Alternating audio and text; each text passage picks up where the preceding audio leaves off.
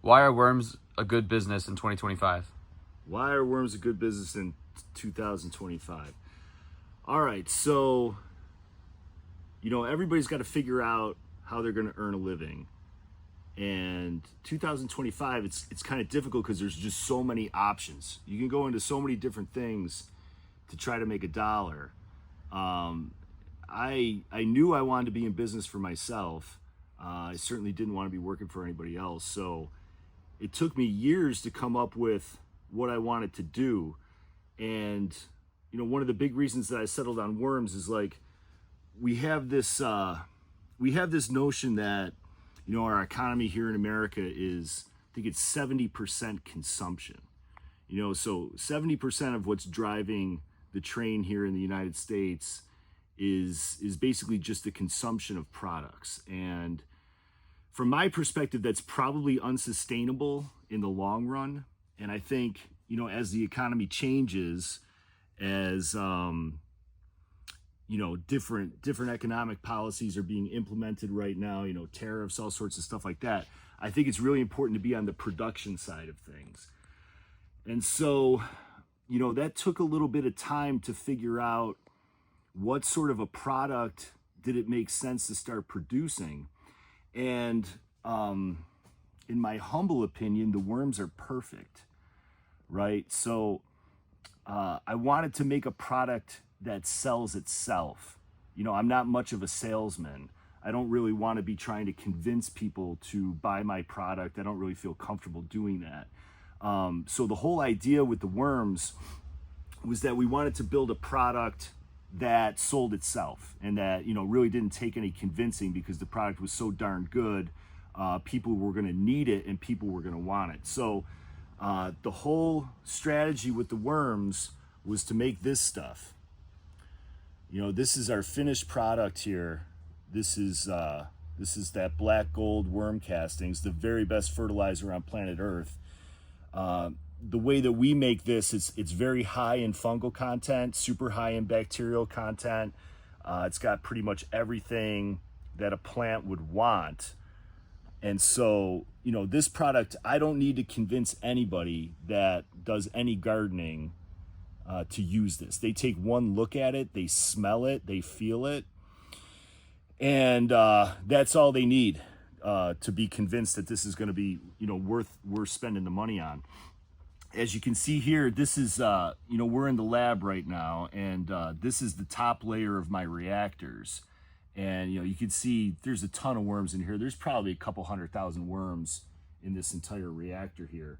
And this top level, this is just compost. And what I mean by compost is we start with a huge pile of wood chips. We add green grass, we add fruits and vegetables. We let it do the thermophilic composting so that it gets up to about 150 degrees.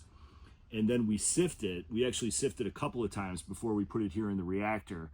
And that's what the worms get to eat. And, the worms are just high producers.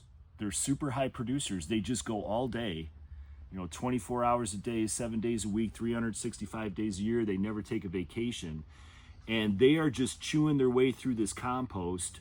And slowly but surely, they turn it into this.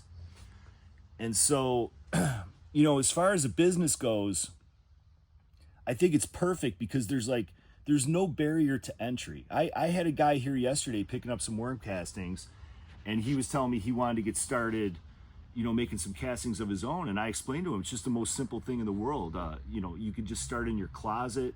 You could start with just a tray of worms, and you can make a product that's super valuable. And you can either use it yourself, you can, give it to your mom as a Mother's Day present, or you can try to start selling it. And I can almost guarantee you, if you're making, a high level worm casting, it's gonna sell. There's just this huge need right now. The soil is so darn depleted pretty much throughout the entire country.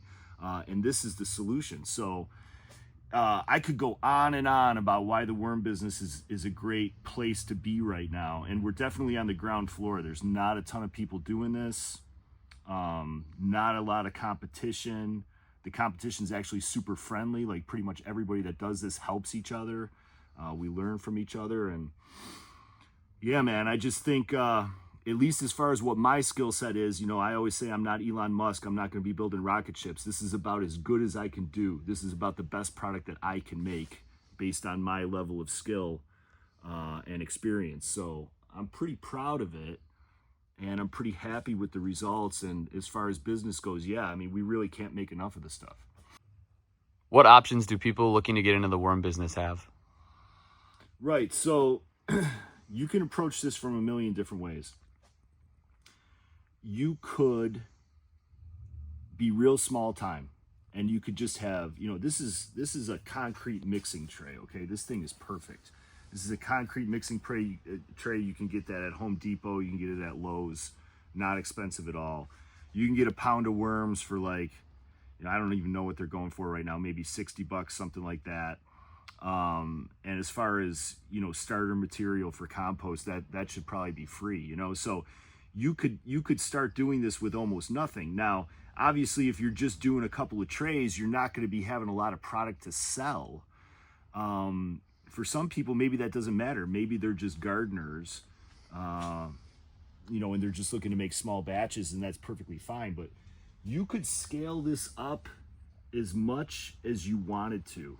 Like, I would say that this is like, what we have going here is sort of like a small business model at this point.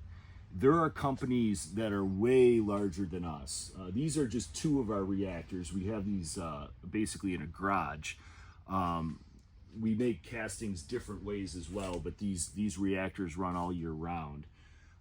So you can really get as technological as you want. I mean, I can imagine that if you were scaling this up enough, you would almost be at the cutting edge of technology. I could imagine that you could have robots almost do the entire thing.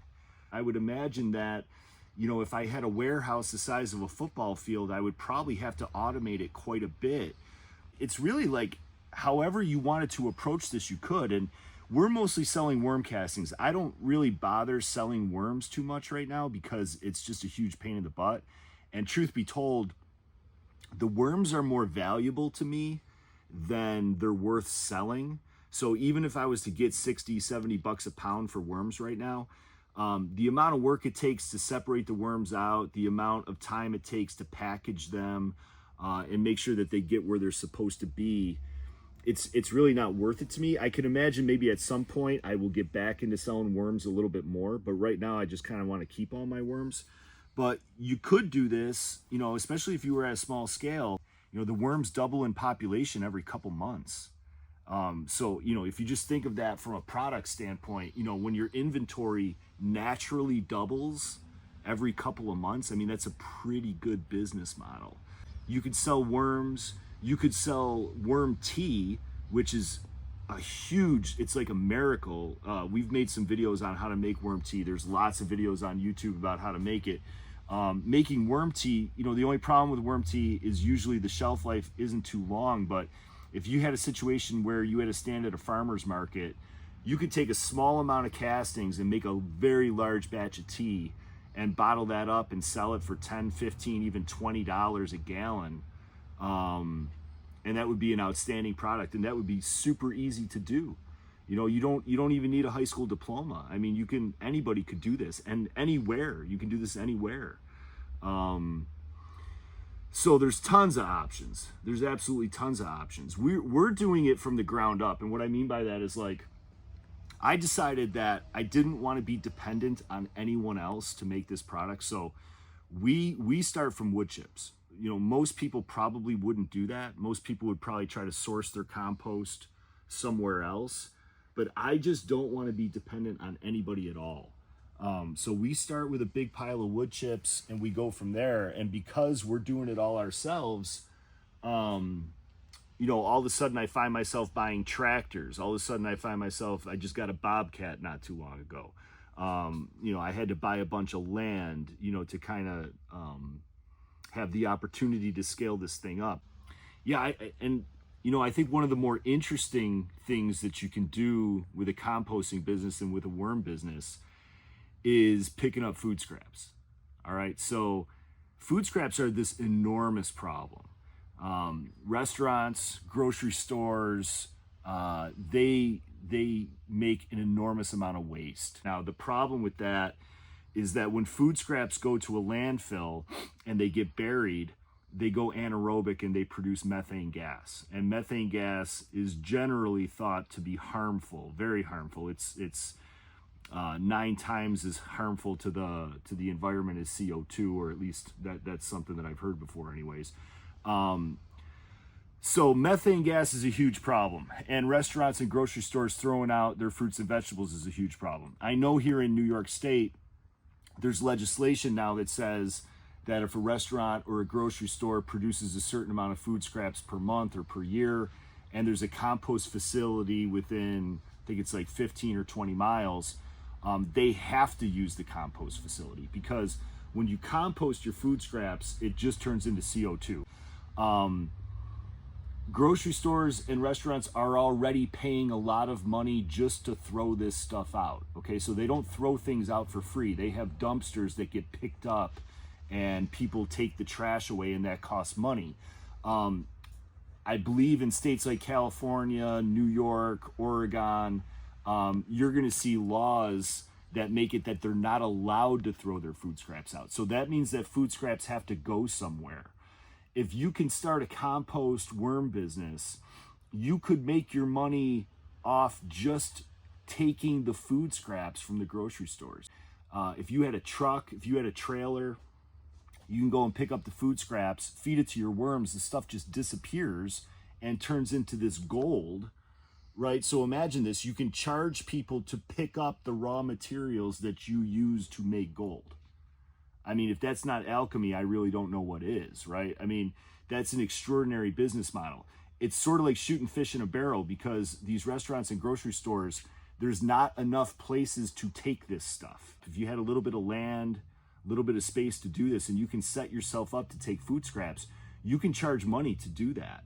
And again, your raw material is going to turn into something really valuable if you do it right. So that's an angle on this business that we're looking to get into more and more. We already pick up some fruits and vegetables from a local grocery store, but eventually I want to buy some nice big trucks and start taking that stuff in mass.